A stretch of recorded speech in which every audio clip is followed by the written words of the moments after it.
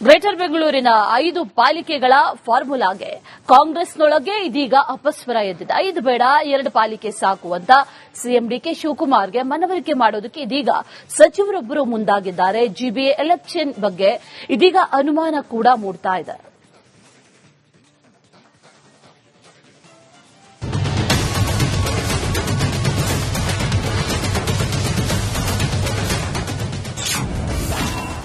ಐದು ಬೇಡ 2 ಪಾಲಿಕೆ ಸಾಕು. ಕ್ಯಾಬಿನೆಟ್ನಲ್ಲಿ ಚರ್ಚೆ ಮಾಡ್ತೀವಿ ಎಂದ ಸಚಿವ. ಗ್ರೇಟರ್ ಬೆಂಗಳೂರು ಪ್ರಾಧಿಕಾರ ವ್ಯಾಪ್ತಿಯ 5 ನಗರ ಪಾಲಿಕೆ ರಚನೆಗೆ ಇದೀಗ ಆಡಳಿತಾರೂಢ ಪಕ್ಷ ಕಾಂಗ್ರೆಸ್ನಲ್ಲೇ ತೀವ್ರ ಅಪಸ್ವರ ವ್ಯಕ್ತವಾಗಿದೆ. 5 ನಗರ ಪಾಲಿಕೆ ಬದಲಾಗಿ ಬೆಂಗಳೂರು ಉತ್ತರ ಮತ್ತು ದಕ್ಷಿಣ ನಗರ ಪಾಲಿಕೆಗಳಷ್ಟೇ ಸಾಕು ಎಂಬ ಕೂಗು ಕಾಂಗ್ರೆಸ್ ಸಚಿವರು ಹಾಗೂ ಶಾಸಕರು ಮತ್ತು ಹಿರಿಯ ಸಚಿವರುಗಳಿಂದ ಕೇಳಿಬಂದಿದೆ. ಹೌದು, ಪ್ರಸ್ತುತ ನಗರದಲ್ಲಿ ವಿಶೇಷ ಮತದಾರರ ಪಟ್ಟಿಯ ಪರಿಷ್ಕರಣೆ ನಡೆಯುತ್ತಿದ್ದು, ಅದರ ಬಳಿಕ ಮತದಾರರ ಸಂಖ್ಯೆ ಗಣನೀಯವಾಗಿ ಇಳಿಯುವ ಸಾಧ್ಯತೆ ಇದೆ ಎಂದು ಉಲ್ಲೇಖಿಸಲಾಗಿದೆ. ಈಗ ನಗರದಲ್ಲಿ ಸುಮಾರು 1.3 ಕೋಟಿ ಮತದಾರರಿದ್ದು, ಎಸ್ಐಆರ್ ಪರಿಷ್ಕರಣೆ ಪೂರ್ಣಗೊಂಡ ಬಳಿಕ ಅದು ಸುಮಾರು 55 ಲಕ್ಷಕ್ಕೆ ಇಳಿಯಬಹುದು ಎಂದು ಅಂದಾಜಿಸಲಾಗಿದೆ. ಈ ಹಿನ್ನೆಲೆಯಲ್ಲಿ ಕೇವಲ 55 ಲಕ್ಷ ಮತದಾರರಿಗೆ 5 ನಗರ ಪಾಲಿಕೆಗಳ ಅಗತ್ಯವಿಲ್ಲ ಎಂದು ಸಚಿವ ರಾಮಲಿಂಗಾರೆಡ್ಡಿ ಹೇಳಿದ್ದಾರೆ.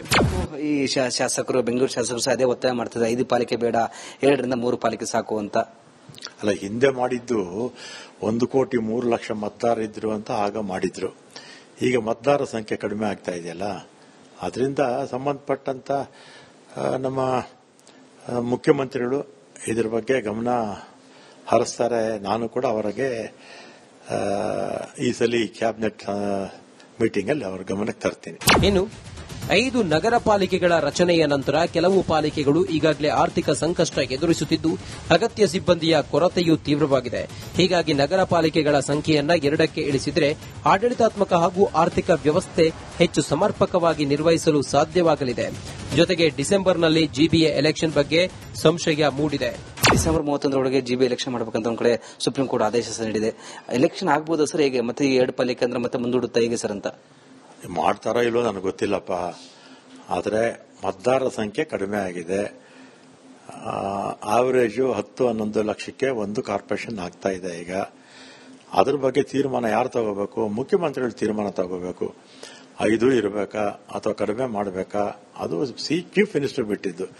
ನಾವು ಇರೋ ವಿಚಾರವನ್ನ ಅವ್ರ ಗಮನಕ್ಕೆ ತರ್ತೀವಿ ಅಷ್ಟೇ. ಒಟ್ಟಲ್ಲಿ ಗ್ರೇಟರ್ ಬೆಂಗಳೂರು 5 ಪಾಲಿಕೆಗಳನ್ನ 2 ಮಾಡಿ ಎಂದು ಕೂಗು ಜೋರಾಗಿದೆ. ಸರ್ಕಾರದ ಮುಂದಿನ ನಡೆ ಏನಾಗಲಿದೆ ಎಂಬ ಕುತೂಹಲ ಮೂಡಿದ್ದು, ಡಿಸೆಂಬರ್ನಲ್ಲಿ ಜಿಬಿಎ ಎಲೆಕ್ಷನ್ ಮುಂದೂಡಿಕೆ ಆಗಬಹುದು ಎಂದು ಮಾತುಗಳು ಸಹ ಕೇಳಿಬರುತ್ತಿದೆ.